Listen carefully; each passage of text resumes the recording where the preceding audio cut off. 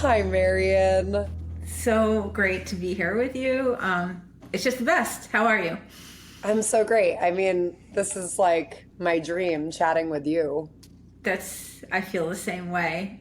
Which, if you don't mind, well, first off, everyone who wouldn't know, but this is Lindsey Clayton, and I'd like to just kick this off by sharing how you entered my life for the first time. I don't think I've ever told you this, I can't so why wait. not do it now?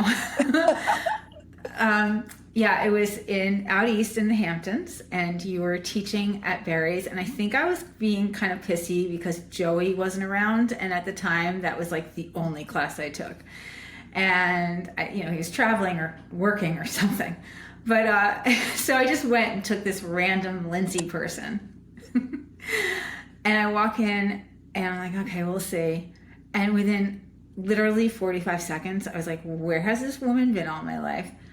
But it was beyond that. I felt very, I came home that day and I told Mike, I'm like, you don't understand. This woman, Lindsey Clayton, she is such a star, but she's so authentic and real, and she's the real deal, Mike. You never come across this. She's the real deal. And he was like, okay, got it.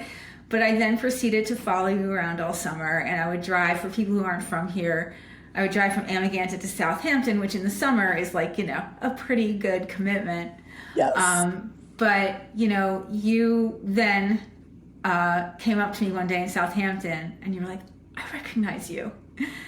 I think you've been in my room before. And the rest is history. I've been following you and stalking you and just admiring you ever since. We'll cut to you in a moment, but just to share with our listeners, as a reminder, this podcast is defining success, and quite honestly, Lindsay is the queen of success, and I don't just mean that in the sense that she's had success in her own life. I mean that she makes the people in her life feel successful. She makes people in her surroundings feel successful, and she does that really in every part of her life, which we're going to hear about today. I'm so excited to share this with everybody, to share your story, and I'm so grateful that you're here. So welcome, Lindsay. Oh my gosh. Am I gonna cry? I know. Marion, I that had a was moment too. my cheeks hurt from listening to you say that. I mean, Mm. like, I wish I was interviewing you. We could go on and on all day about how like wonderful we think the other person is, because I just think that you are just one of the most wonderful people that's like walked into my life, and I just cannot tell you how special you are. So that coming from you means so much to me. Amazing, and thank you for saying that. And somehow we're going to make that the best segue ever into reading your bio. Okay, And so I'm just just going like to jump that. in. All right, let's do it. Lindsey Clayton is a fitness expert, certified run coach, and a leading voice in the wellness industry in New York City. With nearly 2 decades of experience in the fitness and running world, Lindsey has partnered with some of the industry's most recognized brands and inspired thousands through her coaching. As a certified group fitness instructor and RRCA VDOT certified run coach, Lindsey co-founded Brave Body Project, a run coaching platform that provides customized training plans and support for runners of all levels. Alongside her wife and co-founder Amber, Lindsey has helped hundreds of athletes achieve their goals, from first 5Ks to major marathon PRs. In addition to her work with Brave Body Project, Lindsey serves as chief instructor and talent development lead at Barry's, where she plays a key role in shaping the next generation of fitness talent. She's also a founder of Barry's X, the brand's digital fitness platform, expanding Barry's world-renowned training experience into homes worldwide. A trusted fitness expert, Lindsey has been featured in Runner's World, Women's Health, Glamour, Well and Good, 17, Self, Shape, ABC, NBC, and the New York Times. Bam. We were just talking offline about how difficult it is to write a bio. It's like, it's so challenging because it's like, what have I done? And like, to just like put information out in a way that doesn't feel self-serving, Totally. Totally. And I mean, also though, it's also like, where do you begin? Which is why, this is such a special opportunity because, you mentioned you're a leading fitness expert in New York City, or you're not from New York City though. So I'd love to hear a little bit about where you're from and how your journey to New York City. Yeah, so I moved to New York. I'm originally from New Hampshire, so I grew up in Manchester, New Hampshire.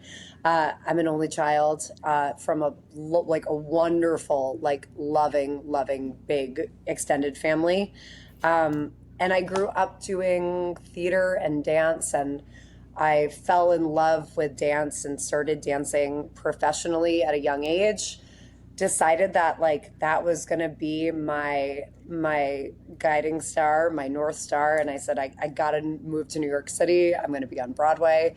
And once I decided that, there was really no changing my mind. As many things in life with me, once I decide something, it's like, and we're doing this now. So much to my father's dismay, he didn't really have a chance. My mom passed away when I was 15 from cancer, and so it was just me and him, and I think he was just like, what do I do with this girl? She has her sights set on this and I can't stop her. So he let me move to New York at the ripe young age of 17 to go to college. Wow. Your dad, wow, okay. Your dad's right? He would say that. He's like, whatever she wants to do, he's the best though. And you were 17. You'd only lost your mom 2 years prior to that. Yeah. I'm so sorry. And were you close with your mom? Yeah, very close. We're very similar. I think the older I get, the more I feel like I'm turning into her, which is kind of cool. Yeah, I mean, it was just, no kid should have to go through something like that, and it's just a devastating experience, and it stays with you your whole life. And for me, when that happened, I thought there were two ways to handle this. I could lean into the grief and the sadness of it, or I could be the best at everything and kind of put horse blinders on myself. And for me, that was my way of coping with it was just well, I'm gonna just focus on being the most talented, being the best, and winning and succeeding as much as I can, which I would say is not the healthiest way, but as a 15-year-old, you just have to do what you can to get through. As a 15-year-old, that's pretty wise. I mean, you could say it's not the healthiest way, but that's in hindsight. I mean, where did you get that sort of that self-confidence? Because that does take quite a bit of self-confidence. Is that from your mom? Was your dad? Was it just innate? I don't know. Maybe a little bit of both. I was always a confident kid. I was outspoken. I was, I think, fun, easygoing. I still continue to love being an only child, but I didn't feel like I was that kind of only child, if you know what I mean. Yes. I was just always fine kind of being on my own and doing my own thing. It was I didn't know any other way. So I think that from a young age, maybe through dance and through theater, it just gave me a type of confidence where I was just yeah, I'm going to do this and watch me. Yeah. So do you remember your first performance, that at least the one that really, made an impact on you? The first performance that I did was a regional production of You're a Good Man, Charlie Brown. I was in 7th grade. And at this time I was only a dancer and I had to sing. And I just remember being so terrified. I knew I was a great dancer. I'd always had skill in dance, but I didn't know if I could sing or not. And I just remember my mom bringing me to the audition and talking to the youth audition lady being she's not really good with singing. They made me sing Happy Birthday. Long story short, I got a role in the show in the ensemble. Yes. And then I loved it. I always loved dance, and then I realized you could speak on stage, and it was forget about it. So right. Oh yeah. my whole life the full package. yes. my whole life has led me to, oh, you can put a microphone on her. And that was the end for me. That's so great. All right, so tell like what happened when you first come to New York City? Yeah, so I moved here. I was 17 turning 18. It was 2002. So it was like so short. And that was another reason, like 9/11 had just happened. And like, 9/11, yeah. again, to have your kid just like move to New York City the next year, it was just a really wild time. But my dad calls my college my really expensive hotel room because I hated it. I hated school. I got here and I was like, I want to audition. I want to be on Broadway. Why am I like wasting my time in this classroom if I can go out the door and go to that audition and like get it? So Yeah. I spent a lot of time my first year in school here just like going to auditions and having like a lot of success, I would say, for like a kid. And that led me to, I was auditioning for like a bunch of like Broadway national tours. And I was, Marion, you'll die. It was the first day of my sophomore year. I begrudgingly went back to school. I said, Dad, just let me audition in the city. I don't want to do this. He said, no, you have to go to school. I got to school, and that night I got a call from the casting director of the Broadway tour, Grease. And they said, we need a replacement and you need to start tomorrow. Like he had just left my dorm room and went back to New Hampshire. Sorry, Dad. Sorry, Dad. It was a wild time. My grandmother had just passed away. That had just happened. And I called him and I was just in tears. And I remember just saying like, Dad, this is my dream. Like, this is what I want, please. And he let me do it. Wow. Yeah, he's the best. I Wow. picked up and started rehearsal. He came back and moved me out of my dorm room that I wasn't even at, and I will be forever grateful for him for doing that. Oh, Dad. Yeah. Tom. Wow. So Tom, because Tom, not only did he say okay, but he actually really he supported you and helped you. And yeah, wow, that's really beautiful. yeah, he's the best. So you went on tour. What's, Yeah, at I mean, 18. what is that like? Wild. I mean, I was the youngest one. Everyone else was much older than me. So I joined this show and it was like, that was my college. Like, this was like the coolest experience. Like, I got to get paid for doing what I loved. And I like got to like just travel around the country. And it was just like, I got to sing and dance for a living. It was the coolest thing for a kid to do. I Oh mean, man, it was fantastic. how long?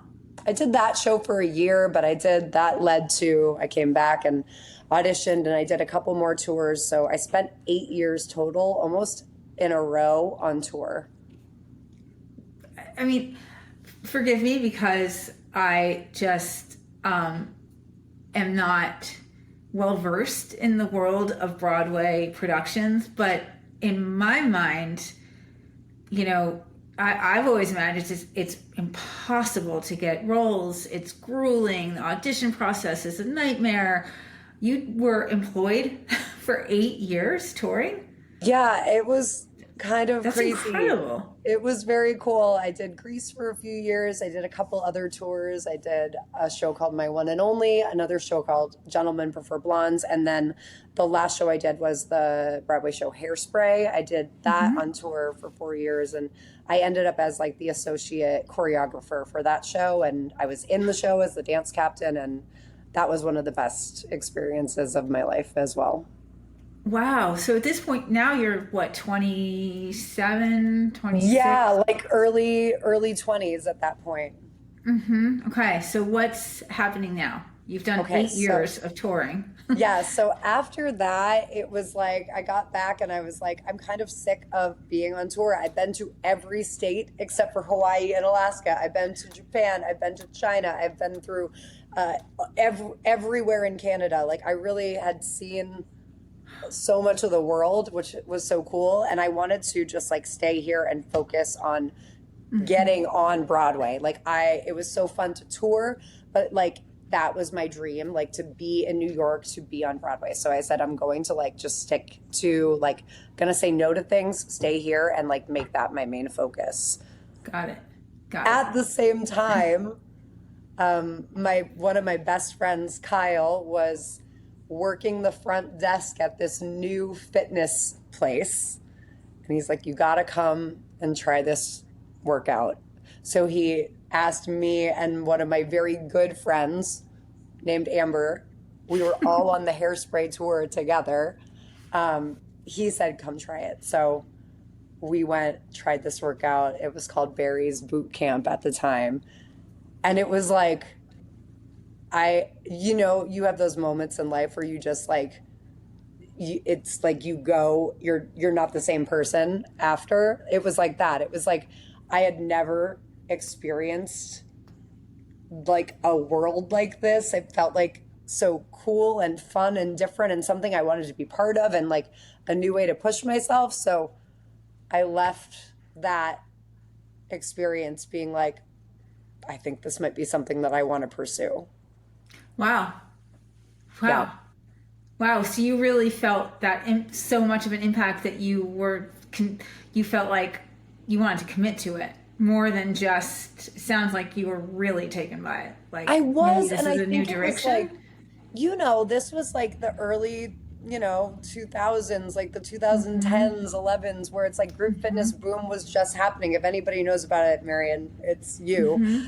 Like, it was just so cool and different at the time. And like when I was doing theater, if I had time in between a show, it was like, what do you do? Do you bartend? It was hard to find Right. a way to like make ends meet sometimes. So I thought, well, I can do fitness on the side. I'm bossy. I can like tell people what to do. It's like very adjacent to being a dance captain or a associate choreographer. Like you're able to like lead a group of people. So I said, okay, I'm going to get certified, I guess, and start somewhere. So that's what I did. So, okay. So you got certified, which was like you did that at Barry's, right? Is that No, how and this wasn't even at Barry's. So I just got like my group fitness certification. amazing? And at the time, I was like, well, I don't think they're going to hire me with no experience. So I found this dance cardio styled studio that was down in Tribeca. It was called Bari, so Bari. And they were very like dance cardio, trampolines, sculpt type classes, which were very like dance adjacent. So I auditioned there and I started working there. And once I started working there, I realized, oh, you can you're like with auditioning, you can show up, you can be perfect. And if they don't like something about you, you don't get the job. But Right. with fitness, it was like I get to show up, I get to help all of these people feel good. In turn, it makes me feel good and I get paid for it. So it was just kind of like a no-brainer for me. It was a very natural switch. I did not think that I would be making in my life from theater to fitness. That's really cool because, yeah, and I mean, fitness, you didn't play sports really, right? In high school or I was a failed track star and I was a Right. cheerleader. So that's about as deep as I went with sports. Yeah, because, and then of course dance, but this idea of fitness was kind of new to you. Is that right? Like sort of a new world? Yeah, I always had a really tough relationship with working out. I never found it enjoyable. Like I think like I sweat and I felt like I was physical through dance, but like the idea of like working out, I just never had like stuck with me, or it was very like I don't know, it just made me feel not great about my body. Like there was just like a lot associated with it, which just didn't make me feel great about it. So when I finally found like a Barry's, and then when I finally was able to like do a workout that made me feel good, it totally changed everything for me. Totally. Yeah. So, all right. Wow. Okay, here we go. Here we So go. now, what is the next sort of evolution of your fitness journey and like entering into it? Yeah. I mean, I stayed at Bari. I became their head trainer there. Um, and it was a very like boots on the ground, like you're doing everything. You're mopping the studio, you're checking people in, you're in teaching new instructors how to be instructors. So like I really got my hands in everything, all parts of the business, which ended up being really helpful to me later in life. But I eventually, I think Barry's put out a thing that was like the next fitness superstar. It was like a competition. And I said, well, it's now or never. It's got to be me. And it ended up being me. I was one of the people that they chose. So I auditioned and they brought me on. And this was shortly after they opened in New York, probably like a year or so after. So I was one of the first instructors they brought on after their original group. And it was just like the dream to me at the time. Now, at this time, are you auditioning at all anymore? No, this is like a really strange time for me because I had a lot of, I did go through a real internal battle with this because I'm not a quitter.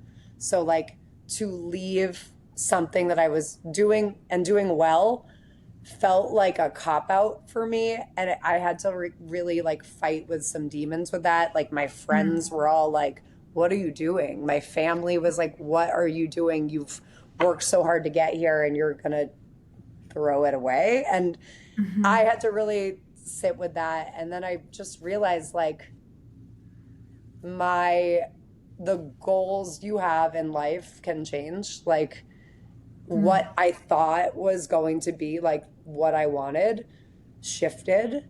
And that was like, it was hard for me to deal with, but also it was like on the other side, I'm able to use all the skills that I had from theater and take it to this new thing that is like exciting and lights me up. Yeah, it is. It's a hard. That's hard. I can imagine that sort of making that decision because there's also a lot of, and I mean this in a good way, a lot of ego involved in it. To your point, like you're not a quitter. You don't want to turn away from something that's working, but you were feeling it. I mean, you just felt a pull. It sounds like it's almost like feels.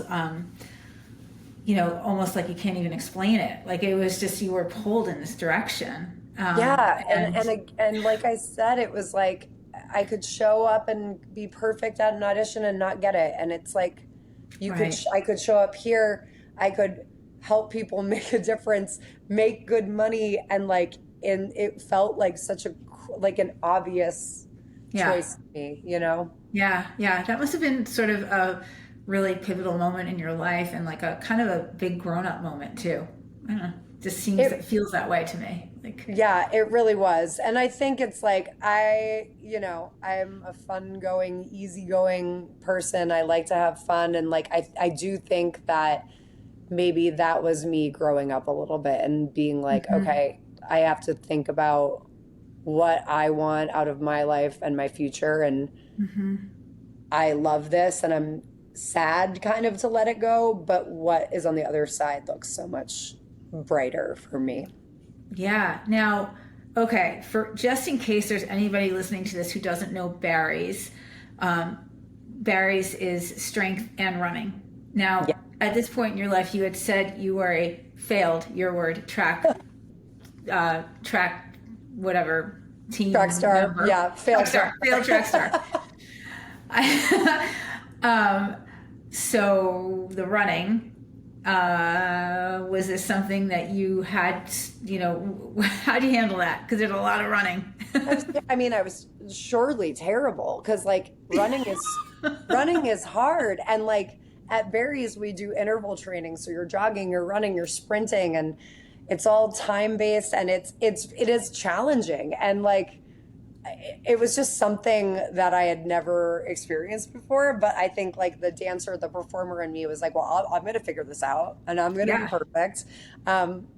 It took some time, and I'm sure that you've had moments with an instructor like where something clicked. Like I remember taking an instructor who was like a real avid runner, and just the way that he talked about running and the way that he kind of approached his programming felt good. So like at the Hmm. end of the class, I walked out and I was like, oh my gosh, okay, that usually is so hard and I feel like dying. But today I kind of felt like I could do that again. So that was like what I needed to keep going.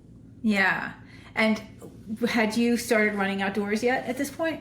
No, I not at all. And I did not run outside for quite some time. It wasn't until I like had a really bad injury happen in 2016 or 15. I tore my ACL, and that was like a very pivotal moment in my life as well because it was the first time in my life that I could not move. I could not dance, I could not walk, I could not do anything. So it was just like a very challenging mental time for me.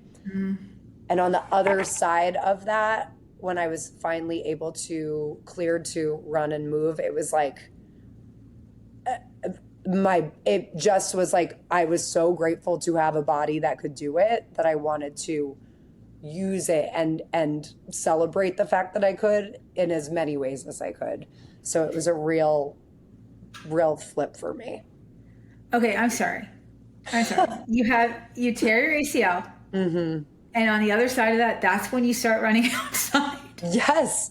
Marion, I can't explain it, but like when like I have spent my life moving, jumping, Yeah. dancing, like so to have that taken away was such a like light bulb moment for me of like, Hmm. oh, your body is a literal gift and you need to like use that gift and be grateful for that gift every day because it could be taken away and you could never be able to. So it was just like such a moment for me. Wow. Okay, so you are that was 2015. You were dealing with your ACL, Yeah. and you stayed in the city for all of that. Yeah, and it was so tough because like I was like living in Hmm. Astoria. I wasn't making that much money that at that time. So like I couldn't work, I was in a brace. I was like racking up credit card debt. Like it was a tough time, especially in like getting around in New York City with a Yeah. brace on is not easy. Getting on the No. subway, not easy, No. so it was tough. No. That's rough. Yeah. Wow. And so and before that, you were full time at Barry's. Yeah, I think I was more part-time at that time. I was still like working at Bari, the dance cardio place, but I was starting to like transition out of there and start to work more full-time towards berries. Yeah. Okay, and we did skip over, like, I know that you had a lot of experience working at other studios out east. So when was that period that you were coming out to the Hamptons and teaching out here a little bit? Yeah, What years were those? that was also with Bari and that was right around like that time. And I will say that Okay.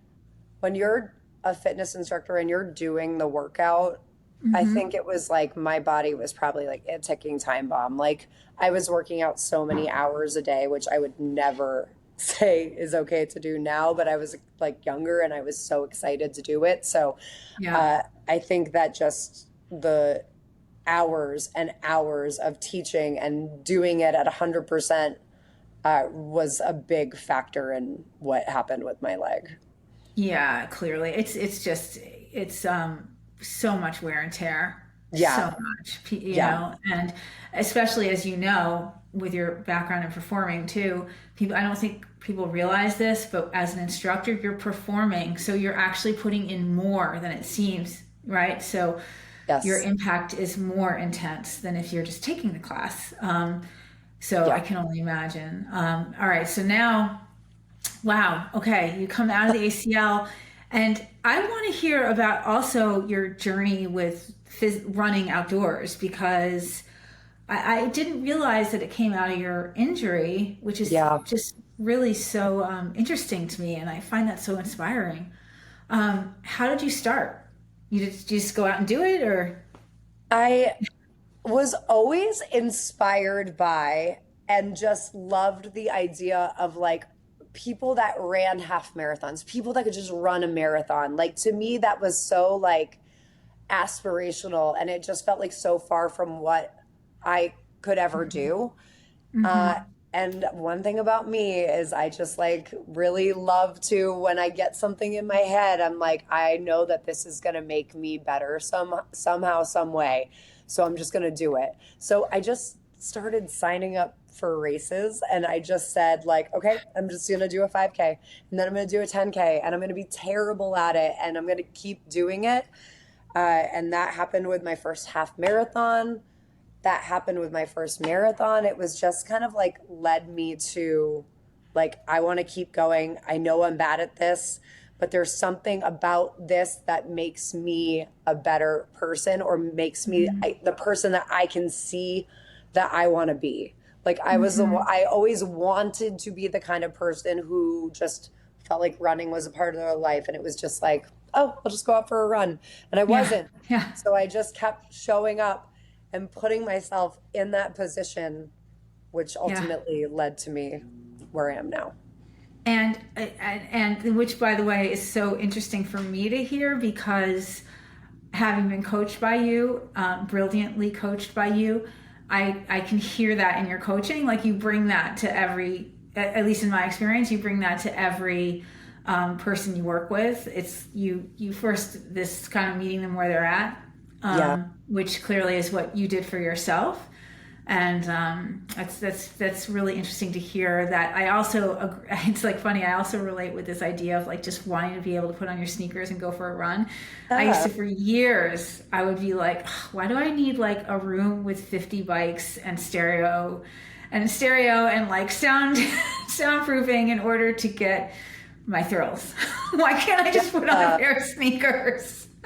Yeah. And it's like running is hard and it can feel very intimidating. And like the more you do it, the more it feels less like that and more like, okay, I can Yeah. handle this. But to your point, like I wasn't a professional track star or whatnot. Like I Right. was in high school. So like the way that I do approach, whether it's me training for a race or if I'm training someone else, is like we have to meet the person where they're at. Like we're not professional athletes, like we're doing Right. this for fun, right? So there Yeah. has to be some levity to it. There has to be some fun behind it.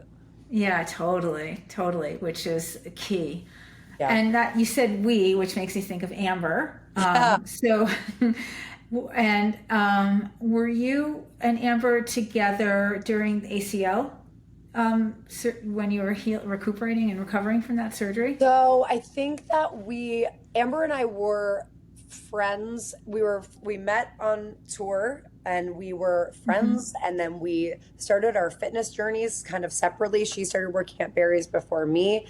And then we started our company, Brave Body Project, together right around that time that I tore my ACL. Um, Mm-hmm.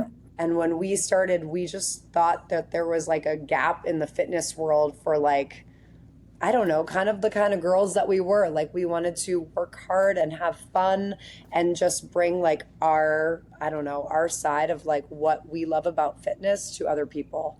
So Yeah. we developed our company, which at first started as like a blog. Then it turned into like streaming workouts. It kind of has Yes. evolved so many times over the years. But what we're doing now, I think, feels the most authentic to us, and that's run coaching and helping people run from 5K up to marathon distance. So we've been through so many iterations of what it has been, but I'm really proud of us for all of it. Oh my gosh, it's fantastic. Yeah, it feels like you guys have really found your stride and like, it's, just pun intended. Get it? And, and I remember that actually I had forgotten that you guys used to do streamed workouts and you used to teach physically at some places, right? Yeah, we If I did. recall. We Yeah, did it all. Like that's the you did thing. it Like all. we and you can attest. Like you know this better than anyone. Like my 20s and 30s was like grinding. Like there was Hmm. like I said yes to every single opportunity. I said yes to every free, I'm going to teach a free workout in this park. Like I said yes to every single thing to because I knew that like that was the key to unlocking more, like being open and saying yes. So Mm-hmm. we really dug into that as much as we could, especially in our 30s. Mm-hmm. Yeah, Yeah.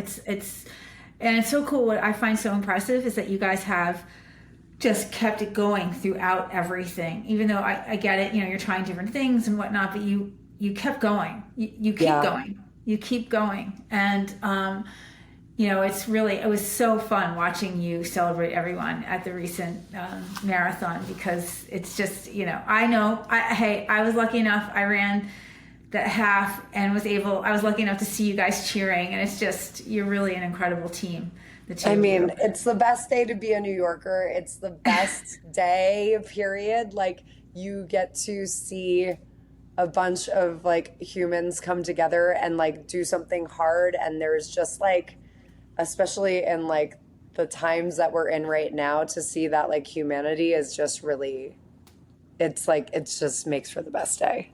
Yeah, good stuff. All right. Yeah. So now coming out of the ACL recovery hmm and what's happening with you professionally at this point? Professionally, it was pretty tough for me because it was like, again, I found myself like not being able to teach.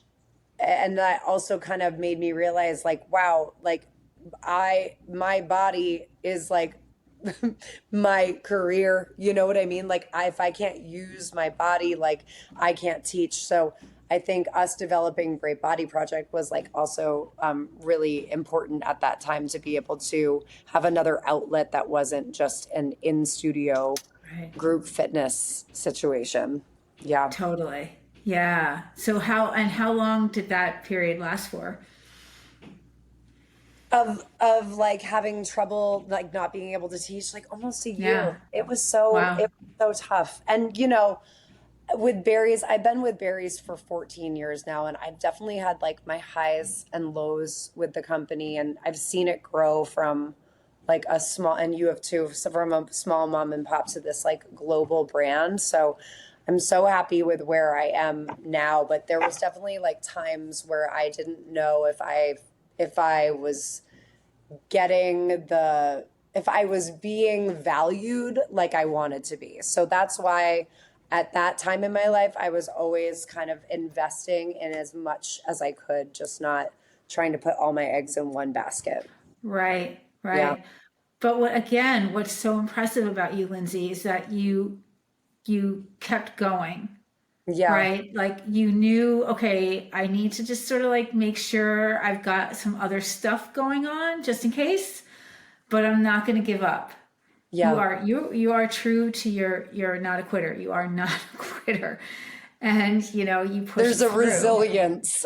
There is a resilience, definitely. And Amber continued working at Barry's, right? Yes, she did. So, and I mean, I guess that's like we haven't even like touched on that, but like Amber we had been working at Barry's. We had been building Brave Body Project, and at the same time, like everyone knows us as best friends, but like we are actually falling in love with each other, which was Mm-hmm. like a total like what is happening in my life. So that was also happening in my life. Like neither of us had ever dated women before, and we literally just like it just happened, and it was scary and also like so exciting and terrifying and everything that you could imagine. So this was all happening in my life kind of at the same time. Wow. Yeah. And it was like, okay, so just so I understand correctly, you two are friends and you hmm started having feelings and clearly they're mutual Yeah. and you're starting to express those feelings to one another. And this is the first time you both, that's a lot. How did you manage that? Like, how did you handle that, the steps it takes to go into the world together? Like, how, I know it's a big question, Yeah. but I feel like you'll be able to answer. I think you can handle this one.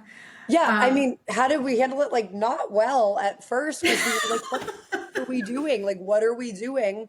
So, for a long time, it was really just the two of us. Like, we didn't tell anybody for so long. And I think that was like, I mean, just for so many reasons. Like, our lives were so intertwined, our work, everything, our friends. Like, it felt yeah. like just an absolutely impossible situation Mm.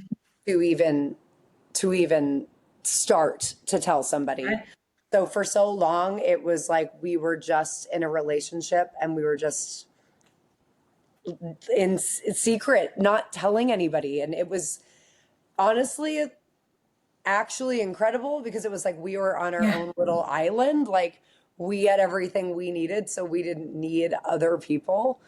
Hmm. But like anything, like the more that you can't be who you are, like the more Right. that starts to show. So it was like after a while, I was like, I feel like I'm like lying to all the people Yeah. that I love, you know? Yeah. Yeah. But I can imagine there was a moment there where it was kind of fun. Yeah, I mean, yeah, like, and this went on I for get honest, that. yeah, it went on for a long time. Like we moved into our, we moved into an apartment together in the city, and it was absolutely a one bedroom. And we said, well, how are we going to make this look like a two bedroom? I was like, okay, we're going to get a, a couch that turns into a bed. People will believe that that's my bed. Like it was just, Uh-huh. we were just like making it up as we went along. And then 2020 happened. We moved into a new apartment, and that's when we started to share with like our very close family and friends that Mm. we were in a relationship.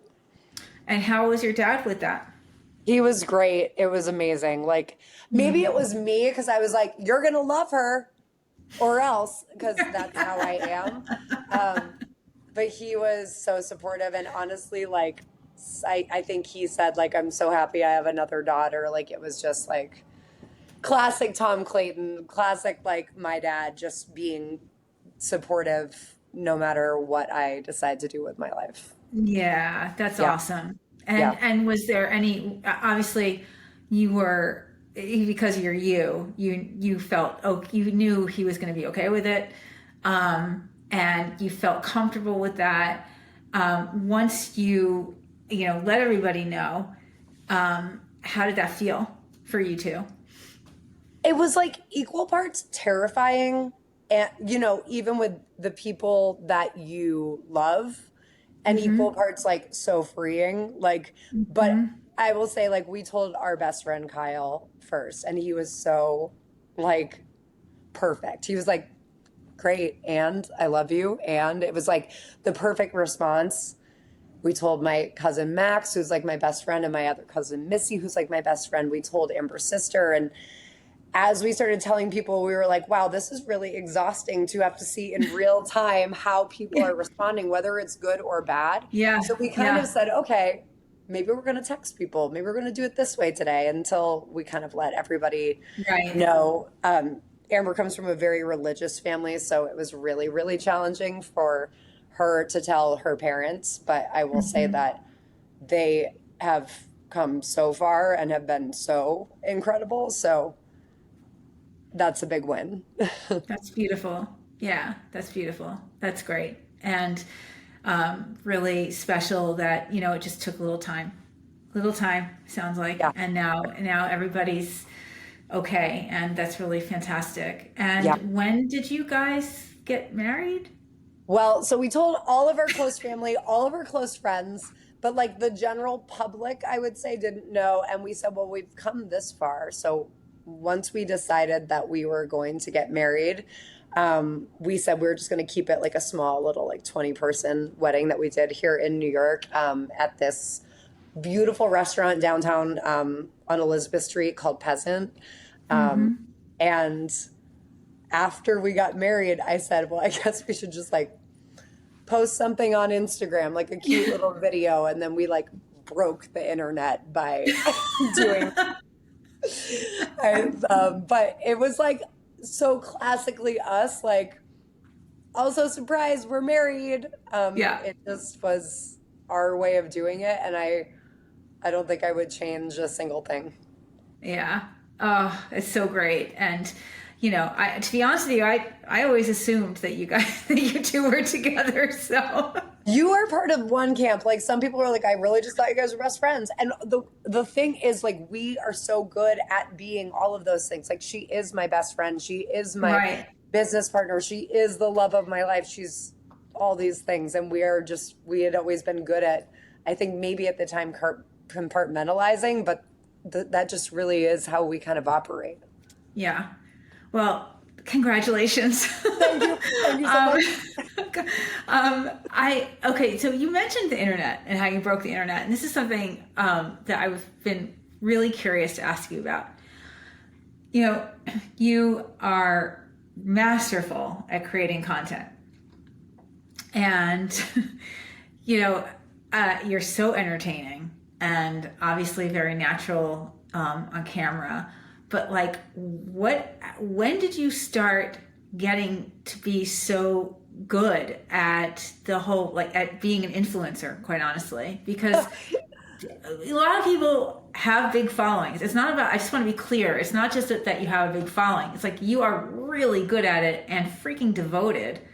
I'm wondering, I know you love a challenge, but when did you accept this challenge and decide to kill it? Because you're killing it. If there Oh my were God. rewards, which there probably are, but Am I? I don't know. I mean, listen, I think that everything that I have done in my life is like whether it was theater or dance or fitness or like being able, I like enjoy talking to people. Like all of these things have culminated to like this moment in my life where I think whatever I do, whether if it's like posting on social media or doing a funny video, it's just like, I don't know, it just feels inherently and authentically like me. So I don't feel like I'm trying to be anybody or anything more than I am. And I think that that is just maybe why it works for me.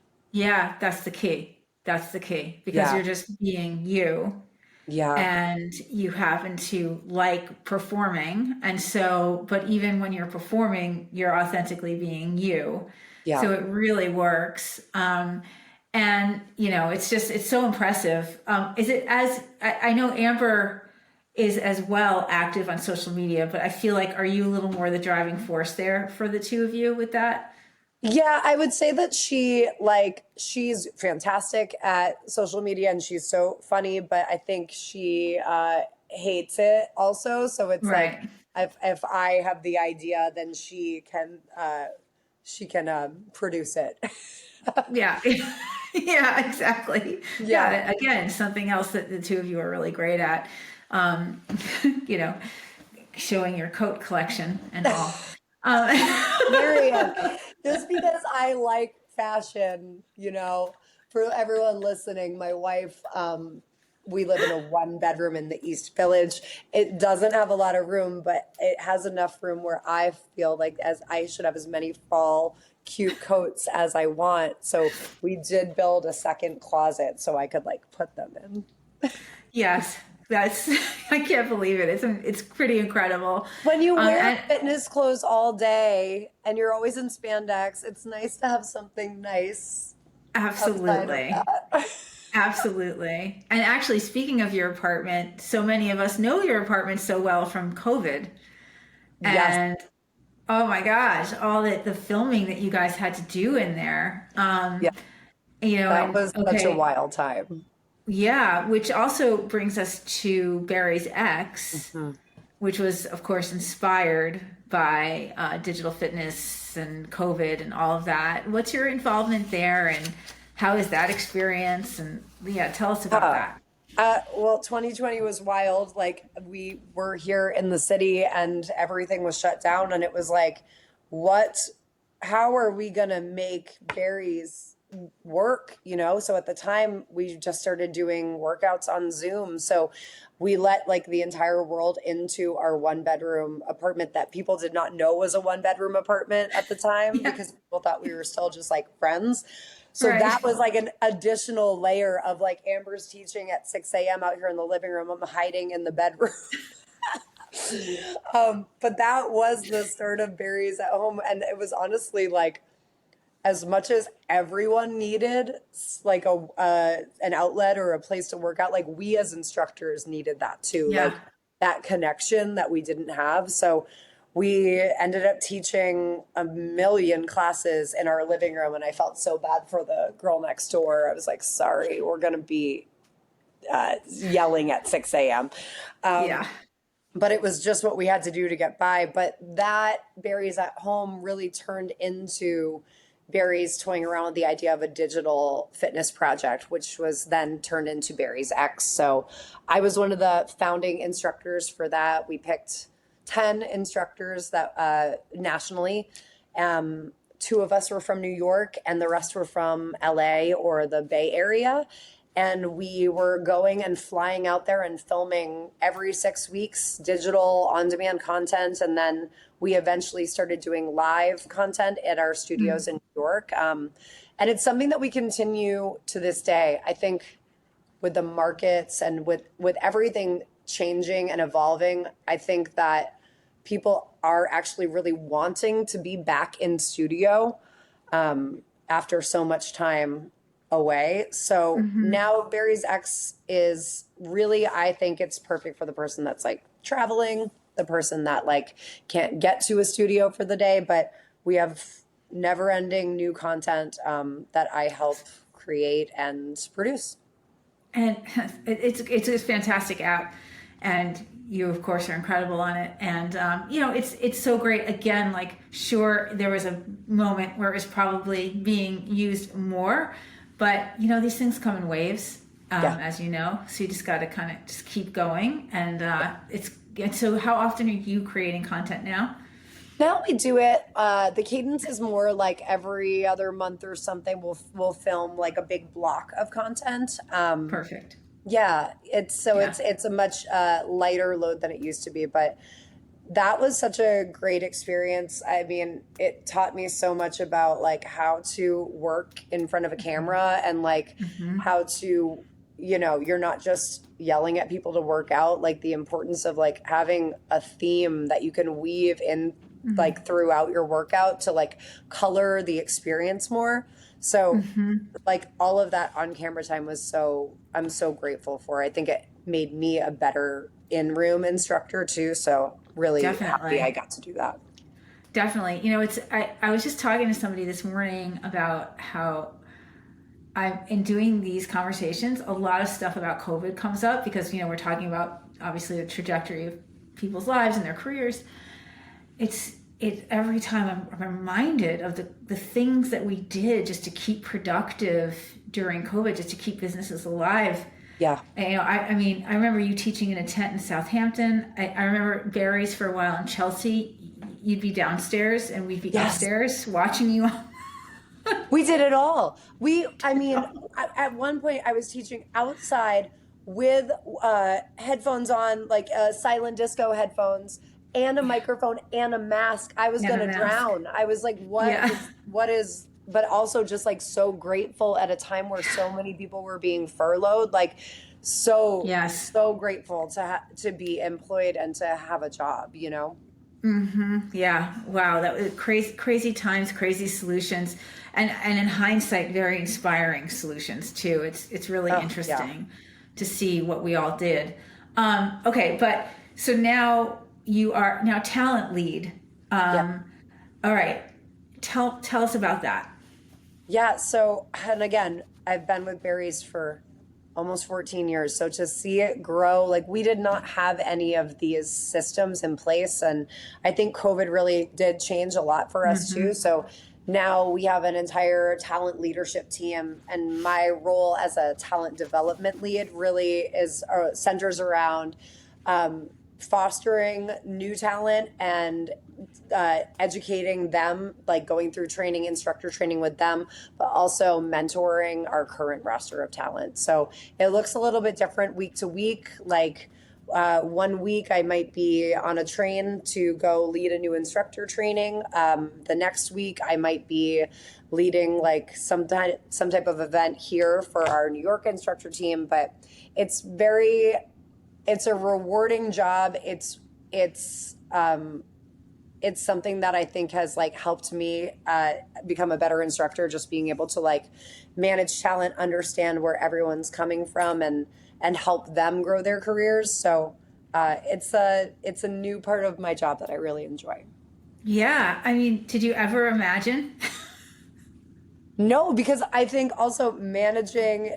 talent at a person who is the talent, managing Yeah. me, I'm sure would be a pain in the butt sometimes. But no, I didn't ever see that happening. But you know what? As I say that, I think maybe I did because when I did theater, was always on the management leadership side of things, whether it was like being an associate choreographer or a dance captain. So I do think that this job isn't that far off from that. Yeah. Listening to you, I'm hearing you always seem to land into management leadership roles. You are, Yeah, yeah, it's inevitable. I think it's I because will be taking charge. yeah, but I think that's because I was a bossy kid. And I was like, Lindsay has arrived. and I said, just give me a microphone, and here I am. Yeah, I mean, I like to be able to help lead and help people grow their careers. I think that I wish that I had someone like me when I was starting. Like Yes. I felt like it was a Yeah. very competitive market, and it was like very cutthroat. And like for me now, being successful at my career, like I just want to help other people feel that success sooner instead of Mm. feeling like they're always fighting with people on the same team, you know? Yeah. Yeah. That's so beautiful that you just shared that. To be able to help, just to be able to support, because Yeah. yeah, it can get pretty nasty. Yeah. So to know that you're, somebody who can kind of make that shift in their, in people's lives is really important, actually. Super important. Have you seen through the years that you've been in the fitness industry, are there any major trends in the way that we all work in the industry that you've picked up on, that you've seen change over the years? Yeah, I mean, it's changed so much. I think like what I I think that the issue that the current fitness industry is facing is like a little bit of a dilution of like that spark in instructors. Like I remember when like I was just getting introduced into group fitness, it almost felt like every instructor was like a different character, and it was like Yeah. you would seek out the instructor.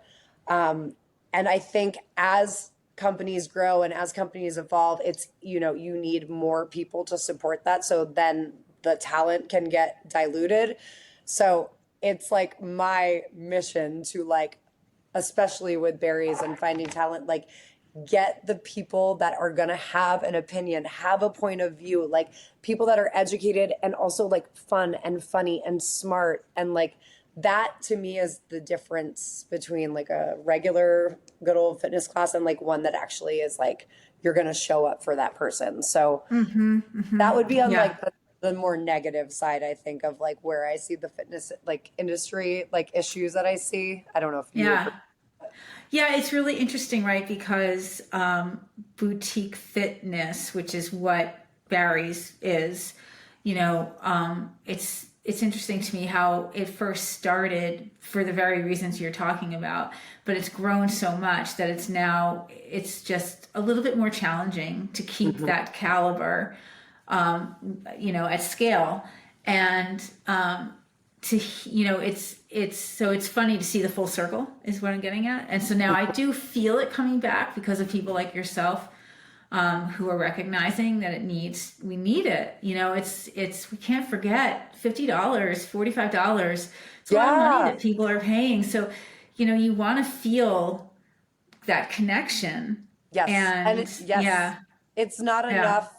It's not enough anymore to just provide a great fitness class. Like that Right. should be like base level. And like it's the, I mean, at Barry's, we call it like the wow. Like what about the instructor like makes it special? And for me, that is always connection. Like that Yes. is number one, knowing who's in your class, like literally taking a genuine interest in the people in your class, like following them on social media so you know what their Right. life is. Like I think like I tell my classes, like I see you guys more than I see my own family.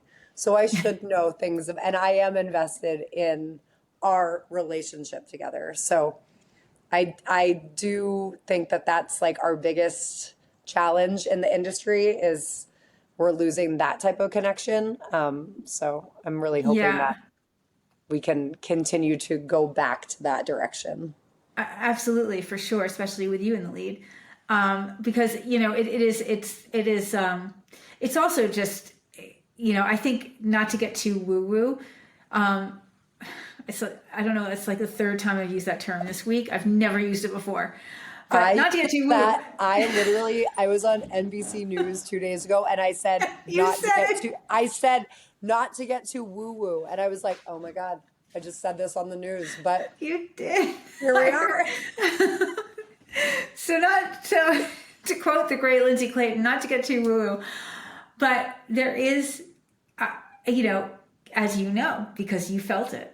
There's that, and you feel it every day. That magic that's created when people are expressing themselves physically, and you've got the music playing, and it's just, it's really special. It's a very special energy and a very special and unique experience. Yeah. So, you know, and just, you know, Lindsey, my gosh, you know, just to be clear, being in your class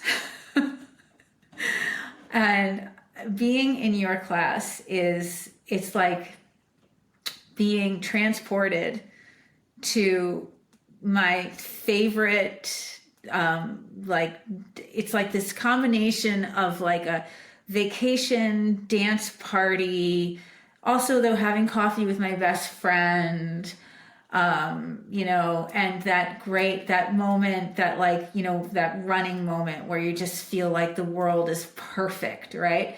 Your class is that every minute of the class, and you know, have literally created this sacred space for all of us to come and feel like we're on top of the world. You've really mastered it.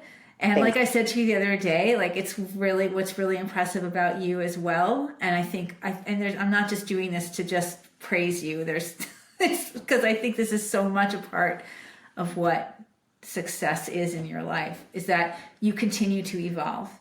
There's no like flatlining, right? Yeah. Which is also why I brought in the social media, because like you continue to sort of grow there as well. Like you don't just do the same, you know, Yeah. timed posts.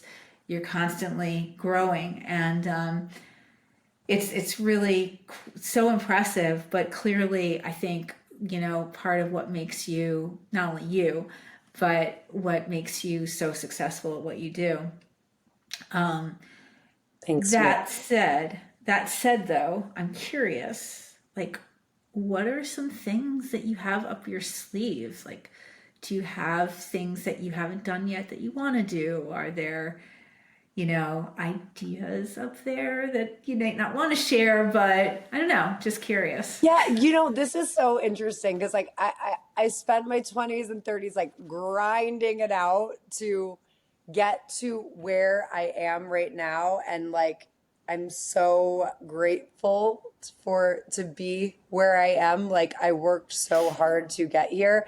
But to your point, like I am just like the kind of girl that just can't be like, well, I'm here and that's it. So I am always trying to keep evolving. Like I feel so passionate about what we're doing with Brave Body Project and just being able to help as many people reach their goals, whether it's running a 5K, running their first marathon, like to be able to do that brings me so much joy. And it's like a part of my job outside of berries that like, it like truly like lights me on fire and like in the best way. So I think we're always looking for new ways to expand and grow. And like any small business, like it's just me and Amber.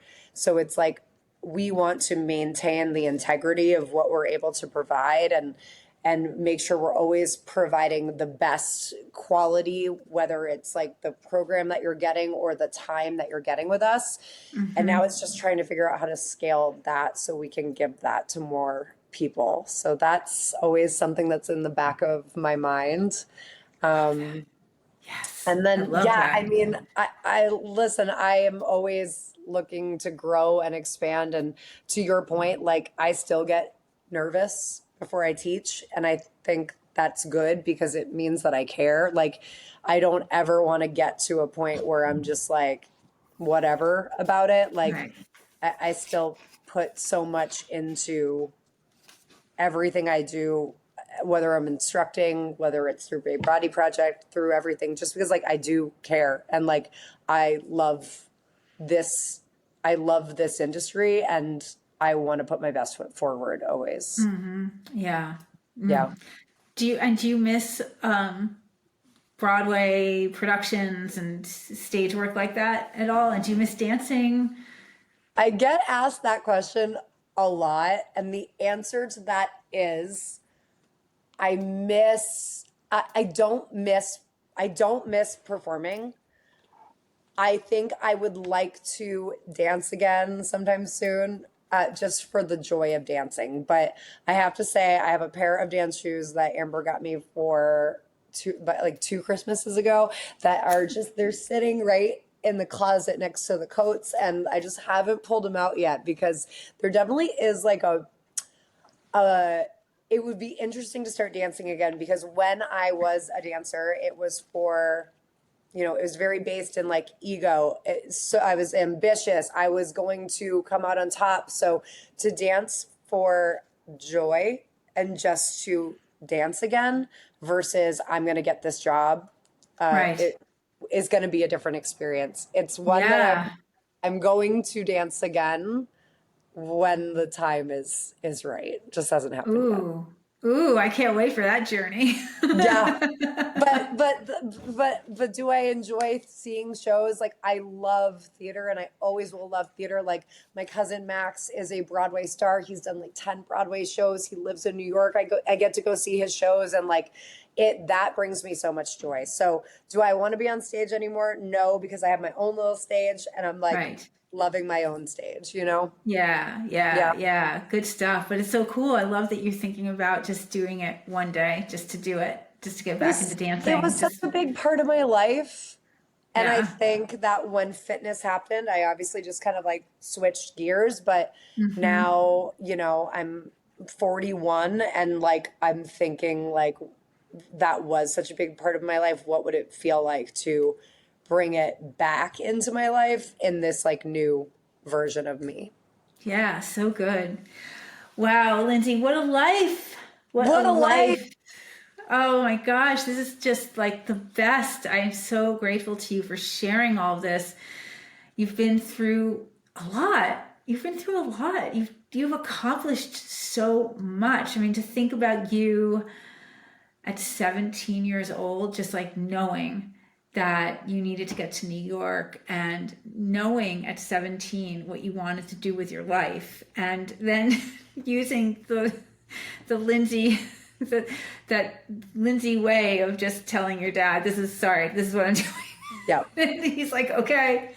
And just having the conviction and the belief in yourself, and then also coupled, clearly your dad believes in you and believed in you, and you know, just the thought of you, I can't help it. I have this image of you at 17 making your way here. But then, it's like you always have been so honest with yourself.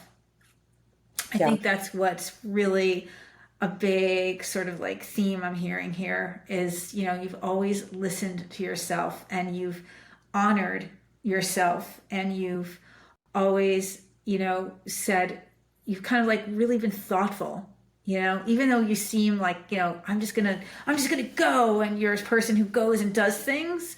There's a process Yeah. that, you really put time. And I mean, you're clearly also, you strive to do things really well. So you're not going to do it unless you are going to do it and do it well. Yeah. Which leads me to ask the burning question, Lindsey. How do you define success? That is such a loaded question. I've been thinking about this. I've been thinking about this over the past couple of days because, like, there's just, it really stumped me for a while. And then, there's a couple of things that I thought about when I think about defining what success looks like for me now in my life. Like, what it looked like for me when I was in my 20s and 30s was like, fame, money, notoriety, all of that. And what it looks for me now is like peace and like happiness, satisfaction in my life with like my career and my friends and my like love, and just like freedom to like choose how I want to live my life and live it unapologetically. So it's like, how do I define success in as many ways as I can? Like, I don't think success is just one thing, is what I've come Yeah. to realize. Wow, so good. And and two, I love that you just said, at one point it was like fame and fortune and all of that, and then how it evolves, Yeah. and where you are now. Wow. Thank you, Lindsey. Marion, you're the Thank you so best. much. You are, and this has been just, I can't wait to listen to it, to be honest with you. I'm like, okay, I'll be listening to this in a little while, and I'm really excited too. It's like, you are just a fantastic woman, and we are all so lucky that you are in our lives. Thank you, Lindsey, for being you, and thanks, Tom, for letting her come to New York. Thanks, Dad. Thanks, Marion. You are one of a kind, and you're just, I look up to you, and thank you so much for having me on. I really just think you're wonderful. Before we hang up, or not hang up, you don't do that anymore. Before I tap on, share with us where everybody can find you, please. Yes, you can find me on Instagram at Lindsey Clayton 23, or at Brave Body Project, and bravebodyproject.com. If you're ever looking to run a race and need a run coach, you can find me at Barry's in New York City too. Awesome. Thanks, honey. Thanks, Marianne. Have a great day.